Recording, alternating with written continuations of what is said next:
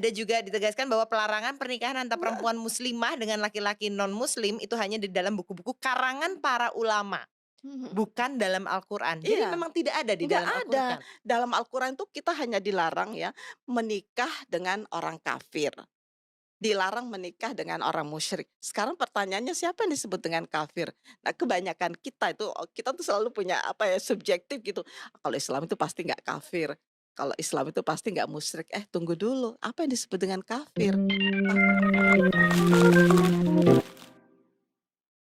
Hai guys, balik lagi sama kita di Kupas Berita. Aduh, Bahas apa nih? pernikahan beda agama menarik gak? Menarik. Wow, kamu tapi mau menikah beda agama? Aku tidak. Ke kamu bagaimana? kayaknya sih enggak ya. Kayaknya loh. Kayaknya Kalau enggak sih. kayaknya tuh bukan berarti tidak, tapi mungkin tidak. Mungkin tidak. Mungkin. Kenapa kok tiba-tiba yang diangkat Iya. topik sesensitif Apa ini? mau nikah kamu? Oh. Jadi baru-baru ini Bang viral cuplikan podcast. Jadi ada namanya Ibu Musdah, namanya Musdah Mulia. Musdah Mulia itu pengajar di UIN. Profesor ya Bang? Profesor. Nah, Orang pinter. Keren. Siapa tahu kalau kita ngomongin beliau kita ketularan Kita pintar. jadi pintar. Maaf ya, tidak begitu cara penularan. Oh, enggak ya. Lanjut. Jadi di podcast itu dia ada Bu ini ada ditanya sama hostnya ya bahwa pelarangan pernikahan antara perempuan muslimah dengan laki-laki non muslim itu adalah karangan buku ulama katanya. Terus pelarangannya itu adalah karangan buku. Oh, nggak ada ulama. dalilnya di Al-Quran berarti. Nah terus Bu Musda ini jawab Bang, katanya jadi memang di Al-Quran tidak ada gitu. Adanya janganlah nikahi orang musyrik, jangan nikahi orang yang kafir gitu. Oke. Cuma di sini yang dibilang kafir itu yang seperti apa gitu. Kafir itu yang bagaimana gitu. Karena di Quran itu sendiri katanya kafir itu artinya adalah menutupi, cover gitu. Jadi Menutupi secara secara eksklusif. Kayak misalnya dia kasih contoh Bang, koruptor itu kan menutupi kebenaran. Berarti selama ini koruptor itu ya kafir gitu. Jadi jangan kayak gimana ya, warga Indonesia tuh sekarang tuh subjektif Bang, kata si Bu Musda ini katanya. Karena mereka tuh berpikir kalau misalnya mereka Islam, mereka tidak kafir gitu. Padahal yang koruptor itu kan ya walaupun agamanya Islam cuma dia korupsi ya berarti kafir dong gitu. Kayak gitu. Terus juga kafir ini kan multitafsir katanya, sampai-sampai ada salah satu dokter di UIN yang dia tuh buat disertasi tentang kafir dan ternyata ada 48 definisi soal kafir. Banyak nih multitafsir gitu. Jadi maksudnya bukan Islam gak boleh nikah dengan non muslim, tapi jangan menikahi kafir gitu Bang. Maksudnya Bu Musdah ini. Nah, kita juga akan membahas lebih lanjut tentang sebenarnya gimana sih definisi kafir yang sesungguhnya, apakah terkait misalnya orang-orang yang misalnya di luar muslim kah disebut kafir juga atau bagaimana gitu. Misalnya ini Cindy ini non muslim kan, dia Kristen. Jadi apakah pertanyaan terbesarnya adalah apakah Cindy ini pantas kita sebut kafir? Nah, karena kalau dia kafir, saya sebagai kalau ada pria muslim nggak boleh menikahi kamu kan? Iya. Nah, bukan saya ya. Tapi misalnya ada seorang pemuda muslim, karena tadi rujukannya di dalam Quran tuh tidak boleh menikahi perempuan kafir, ya jadi nggak boleh dong. Ya, padahal sebenarnya kafir tuh apa sih? Kita bukan ahli agama loh ya. Iya. Koreksi ya. Cuman gini, saya kembali ke apa yang disampaikan oleh Egra dulu di awal. Sin, jadi saya juga dulu percaya begitu tuh, ya. Karena namanya juga kita kan belajarnya dari para pemuka agama. Pemuka agama itu dari dulu selalu bilang, pemuka agama Islam ya, umumnya, tidak semua tentunya. Mereka selalu bilang bahwa pernikahan beda agama itu nggak boleh. Kenapa? Karena ada ayat dalam Al-Quran yang menyatakan bahwa nggak boleh tuh mestinya seorang ini ada beberapa pandangan ya. Pandangan pertama adalah yang mengatakan bahwa yang kalau prianya muslim, perempuannya non muslim, ya itu masih boleh. Ya. Jadi kalau saya ini muslim, kamu non muslim masih boleh. Tapi kalau yang muslimnya si perempuan, yang perempuan yang muslim sementara cowoknya itu non muslim, itu sama sekali nggak boleh. Ya. Tapi ada juga yang bilang boleh kok. Sebetulnya boleh kok pernikahan beda agama itu. Nah, yang terakhir ini ternyata itu sangat sedikit orang yang mengatakan itu diizinkan. Sekarang pun di Indonesia sebetulnya hukum kita masih menganggap bahwa pernikahan beda agama bagi orang-orang Islam itu terlarang. Iya kan? That's why akhirnya banyak orang yang akhirnya menikah mungkin di luar negeri. Nah, jalan keluarnya adalah karena membutuhkan akad nikah. Akhirnya mereka keluar negeri nih. Keluar negeri, mereka menikahnya di luar, dia sudah dapat sertifikat pernikahan lah kira-kira seperti itu, dia pulang ke Indonesia, nah dia itu barulah itu dia daftarkan di Indonesia. Tapi poinnya sekarang adalah, yang pertanyaan pertama tadi adalah boleh nggak sih sebenarnya pernikahan beda agama? Nah, untuk waktu yang lama, saya termasuk orang yang percaya bahwa itu nggak boleh. Dan itu nggak boleh karena ada ayat di dalam Al-Quran yang mengatakan itu tidak boleh. Nah, apa yang disampaikan oleh Bu Musdah itu saya rasa ya, Bu Musdah ini kan seorang profesor, dia ahli dalam Islam, dia pengajar di Universitas Islam Negeri ya, mengatakan bahwa coba ada cek ayat Al-Qurannya. Ayat Al-Qurannya tidak pernah bilang bahwa seorang Muslim tidak boleh menikah dengan non Muslim, tidak pernah dikatakan seorang Muslim tidak boleh menikah dengan seorang Nasrani atau dengan seorang Yahudi, ya. Ternyata yang nggak boleh itu adalah Muslim dengan kafir. Ya, Muslim dengan musyrik. Itu yang ada di dalam Al-Quran.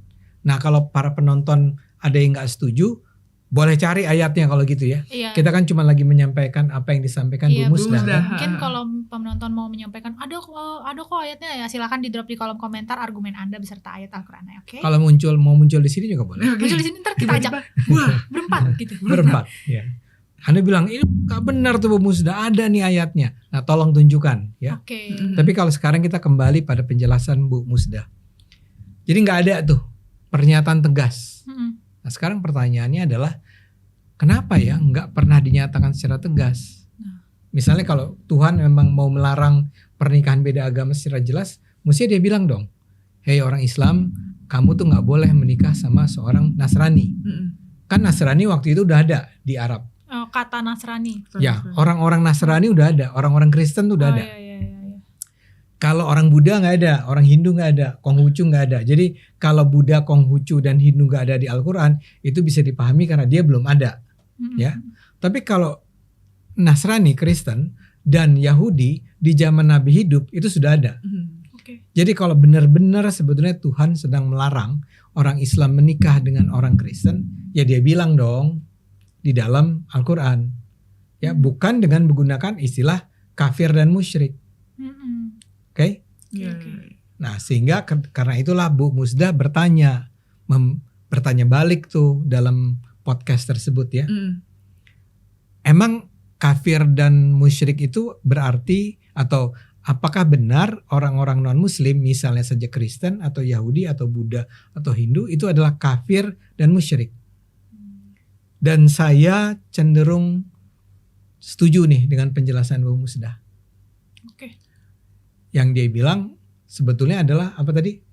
Sebetulnya ya kafir itu artinya menutup, bukan semerta-merta dia non Muslim dan dia jadi kafir gitu. Iya, enggak. tidak dengan sendirinya. Bahkan orang Islam sendiri bisa saja kita anggap kafir kalau dia juga menutupi kebenaran, kira-kira gitu kan? Ya.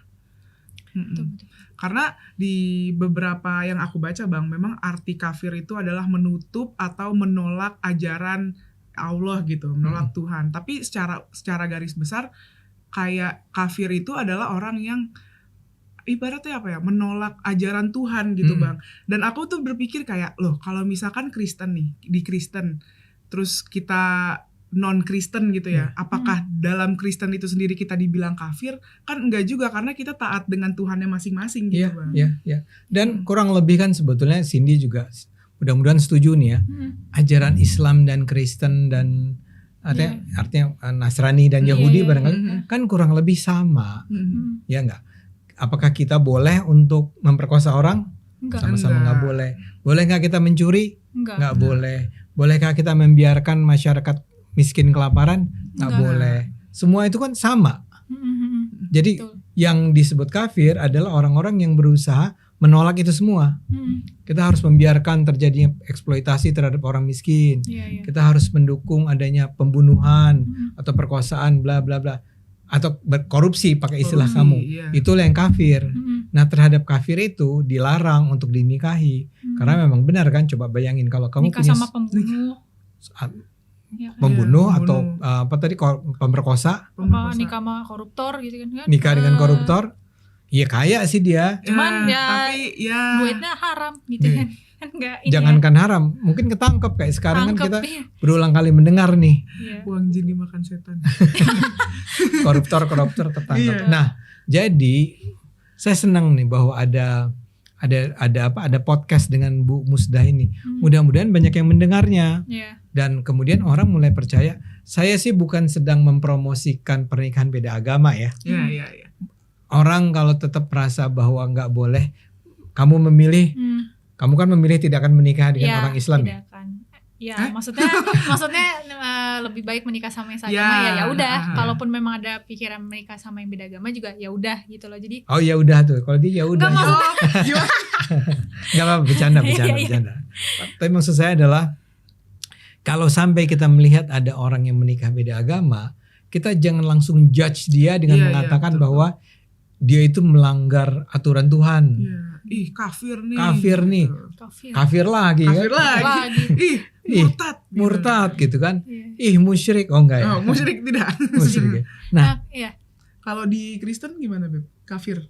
Kata kafir itu. Kafir itu sebenarnya kayak di Alkitab tuh nggak disebutin gitu. Cuma intinya memang orang-orang yang tidak beriman. Jadi kata aja. Iya, sekedar mungkin entah kiasan, entah intinya maknanya adalah orang-orang yang tidak beriman kepada Tuhan, tidak semacam tidak beriman lah intinya, menuruti perintah, menjalankan. Tidak beriman kan tidak percaya artinya. Tidak percaya gitu, jadi kayak gitu konteksnya. Iya. Jadi kurang lebih sebetulnya sama kan. Sebetulnya Islam dan Kristen itu datang dari sumber yang sama, kurang lebih ya. Daerahnya juga sama ya. Kayak misalnya dalam Islam sendiri nama Isa, Yesus itu kan berulang kali disebut. Jadi ajaran-ajaran Abraham, Ibrahim, Nabi Adam juga ada, yang satu Moses, yang satu Jibril, Gabriel dan seterusnya. Memang ajarannya kurang lebih sama. Kalau menurut saya sih ajarannya emang sama ya. Nah, yang disebut kafir dan musyrik adalah orang-orang yang melawan itu. Nah, ini yang sering kita lupakan sehingga kita dengan mudahnya kayak di Indonesia, di aturan kita memang secara jelas mengatakan bahwa nggak boleh ini sekarang. Ya. Pernikahan beda agama itu terlarang secara hukum. Jadi bukan saja terlarang secara agama, tapi juga terlarang secara hukum. Nah, kalau Anda penonton ada yang memang juga percaya bahwa tidak boleh pernikahan beda agama, juga nggak apa-apa. Silahkan. Itu masing-masing. Tapi yang terpenting kita harus sadar, Al-Quran sendiri, kalau Anda orang Islam ya, saya nggak berani bicara soal Alkitab ya. Kalau Al-Quran memang tidak pernah dinyatakan tidak boleh, ya, tidak pernah dinyatakan tidak boleh. Nah, tinggal kesimpulan Anda adalah kalau tidak pernah ditegaskan oleh Tuhan itu nggak boleh, itu artinya boleh atau enggak, kan gitu pertanyaannya. Kalau Anda tetap percaya bahwa itu nggak boleh, menurut saya nggak mungkin saya boleh menikah sama orang beragama lain, ya hak Anda juga. Tapi kalau ada orang seperti misalnya Cindy atau Egra ya, kebetulan Egra pacarnya Islam, jadi nggak bisa jadi contoh nih, ya. Nah, kalau misalnya taruhlah Egra ini bukan mendoakan ya, dia akhirnya memutuskan menikah dengan seorang Kristen, ya itu jangan juga dijudge dong bahwa itu dia murtad atau dia kafir. Karena ternyata istilah murtad dan kafir, saya ulang ya, apa yang tadi disampaikan oleh Egra dan Cindy, itu tidak sama dengan non muslim, ya. Dan kalau saya ingat memang sebetulnya kalau Anda adalah pembaca Al-Quran, Anda akan menemukan fakta-fakta bahwa misalnya saja ada ayat-ayat yang misalnya secara tegas mengatakan kita nggak boleh percaya, orang Islam nih nggak boleh percaya sama orang Kristen, ya, karena orang Kristen itu baru akan bahagia gitu kalau orang Islam tuh mengikuti mereka, ya. Jadi kayak orang Kristen tuh kepengennya sih kita pindah agama nih, dan kalian tuh tidak akan pernah bahagia sebelum saya pindah agama Kristen. Itu ada tuh ayatnya, yang kurang lebih begitulah ya.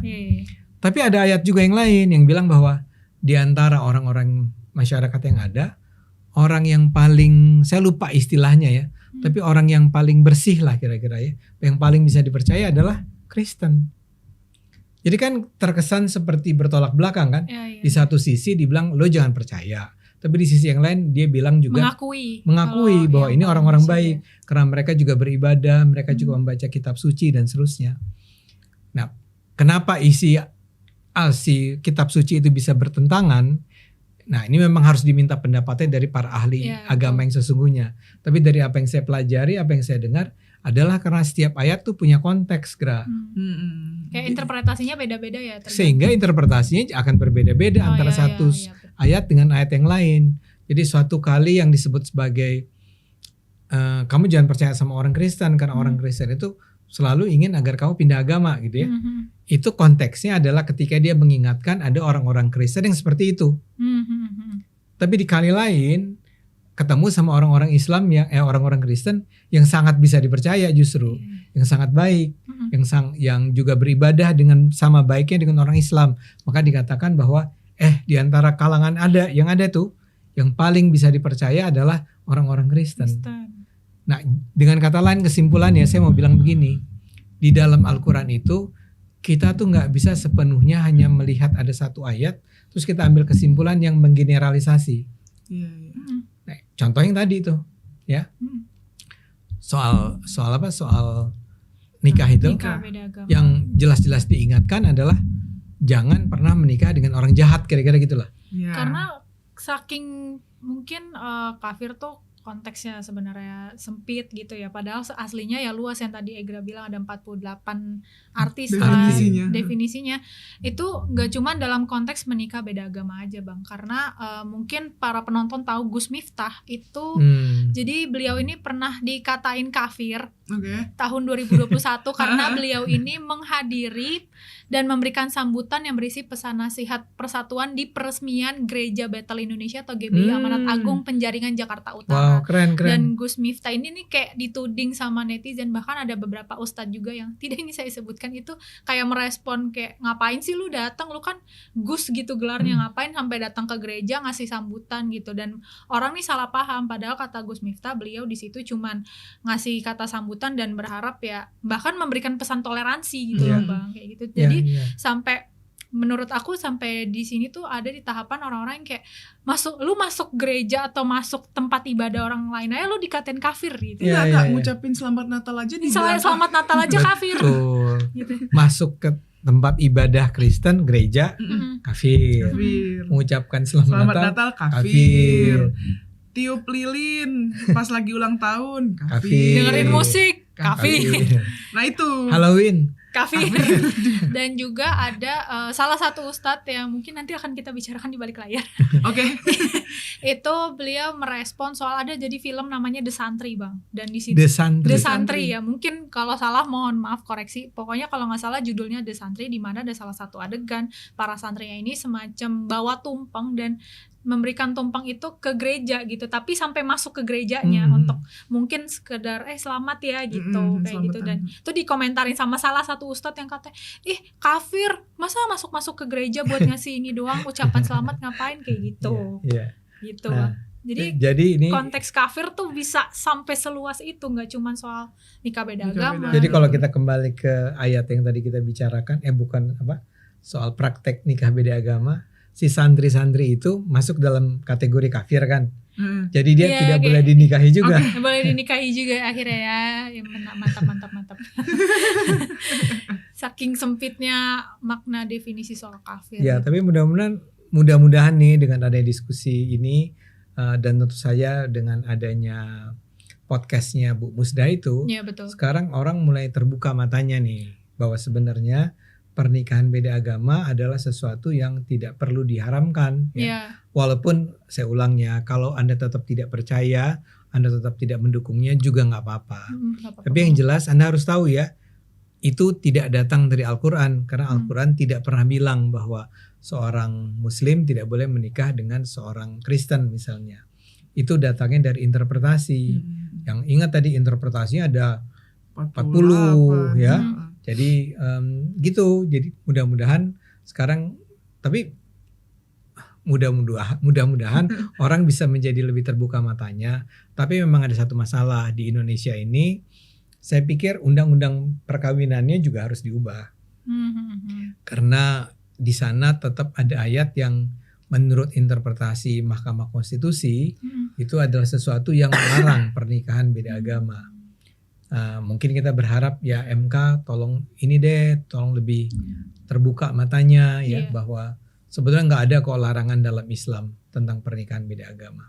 Karena mungkin memang doktrinnya dari kecil kafir itu non muslim atau agama selain Islam karena kayak ya kan Islam itu agama paling benar doktrinnya kayak gitu kan. Jadi non muslim tuh kafir padahal nggak gitu sebetulnya. Semua non muslim gitu. Dan juga mungkin agar lebih maksudnya ya tadi menikah beda agama juga, dan maksudnya nggak apa-apa kalau Anda memahami bahwa ini tetap kalau misalnya ngucapin selamat Natal atau apapun itu kafir, ya terserah, tapi jangan sampai paham yang telah Anda pahami selama bertahun-tahun tuh itu benar-benar kayak di-share ke orang, dia kafir tahu, dia ini tahu kayak gitu, jangan gitu loh. Maksudnya kayak ya udah kalau memang pahamnya seperti itu, keep it by yourself aja, keep it to yourself, jangan disebar yang nantinya justru menimbulkan kebencian gitu kan. Kita nggak mau kayak gitu. Karena di videonya Bu Musda ini Bang, bener-bener pro kontra banget Bang. Kayak orang tuh komentarnya itu ya kalau bisa aku lihat 60% tuh masih kontra ke Bu Musda ya kayak gimana sih ibu nih sesat sekali, ibu ini sini saya ajak debat, masih yang kayak gitu. Sebetulnya menarik tuh orang itu diajak debat Bu Musda karena saya kenal Bu Musda dan she is very bright. Sangat pintar, sangat cerah, artikulatif. Dan dia belajar beneran, dia bisa mengutip ayat-ayat yang dia maksud. Ini kan seringkali orang-orang yang sok ngebantah ini sebenarnya boro-boro ngerti Islam ya. Atau barangkali ngerti Islam lah, tapi ngerti Islamnya dengan cara interpretasi yang sangat terbatas. Dan kalau seorang akademisi ya pasti telah mempelajari itu selama bertahun-tahun, dan kedua juga udah sampai ke akar-akarnya, jadi udah tahu banget gitu loh, udah istilahnya bahasanya ngelotok lah gitu kan. Udah sampai yang ini paham, beliau ini pasti lebih paham gitu loh. Dia dengan mudah ya ngutip ayat tanpa baca kan. Dia bisa ngomong begitu aja, jadi kayak ayatnya bunyinya begini bla bla bla bla bla. Wow kan. Bayangin itu adalah sebuah ayat di antara ribuan ayat lainnya, dan dia bisa ingat itu secara seperti spontan gitu ya. Itu buat kebanyakan orang itu adalah sebuah keistimewaan. Jadi orang-orang seperti Bu Musda ini kita harapkan lebih banyak bicara, dan ini membantu kita juga jangan sampai kita dengan mudah-mudah mengkafir-kafirkan orang. Iya. Karena ya itu tadi kafir itu banyak definisinya, ada 48. Jadi buat para penonton yang suka mengkafir-kafirkan mungkin jangan ya Dek ya. Jangan. Bahaya. Oke, mungkin itu aja yang bisa kita bahas di Kupas Berita kali ini. Jangan lupa like, comment, subscribe. Kalau misalkan penonton ada ide-ide Kak mau bahas ini, boleh komen di bawah. Tadi juga kalau misalnya ada ayat mau nyantumin ayat, beradu argumen soal ayat, boleh silakan juga komen di bawah. Jangan lupa apa sih? Jangan suka mengkafir-kafirkan orang. Oke. Ya, stay tune terus di episode Kupas Berita berikutnya. Bye-bye. Bye-bye.